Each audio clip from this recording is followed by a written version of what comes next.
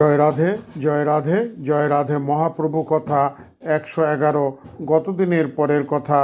শ্রী গদাধরের মুকুন্দর কাছে বলিতে যাইবার কারণ, মুকুন্দ গদাধর এক প্রাণ ও এক আত্মা। আর দ্বিতীয়, প্রভু যে সন্ন্যাস গ্রহণে যাইবে তাহা পূর্বে এক সময় মুকুন্দ বলিয়াছিলেন। কারণ প্রভুর ভাব গতিতে মুকুন্দ বলিয়াছিলেন, প্রভু আর অধিক দিন ঘরে থাকিবেন না।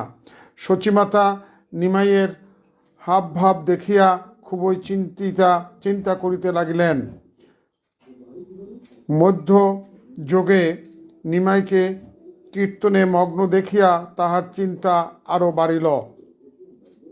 আরও চিন্তা হইল, কেশব ভারতী এসে নিমাইয়ের সাথে কথা বলিয়াছে। তখন থেকেই শচীদেবী ভাবিলেন, আমার নিমাই বুঝি আর ঘরে রইল না। যতবার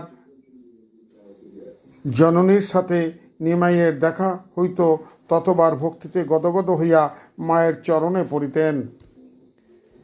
এদিন ও নিমাই এসে মায়ের চরণে পড়িলেন।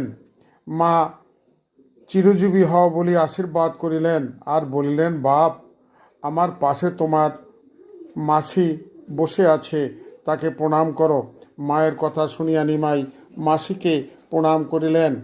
সচিমাতার মনে একটাই সাধ, নিমাই ঘরে বসে সংসার করুক। সচি বলিলেন, নিমাই, তুমি সন্ন্যাসী দেখিয়া অত আদর করো কেন? কেশব ভারতীকে সেদিন খুব ভক্তি দেখাইয়া আমার বড় ভয় হইয়াছে। নিমাই বললেন, মা, ভারতী ঠাকুর পরম ভক্ত, তাই আদর করিয়াছি। এর পরের কথা গোবিন্দ কৃপা করলে আগামী দিন বর্ণনা করা হবে। জয় রাধে, জয় রাধে, জয় রাধে।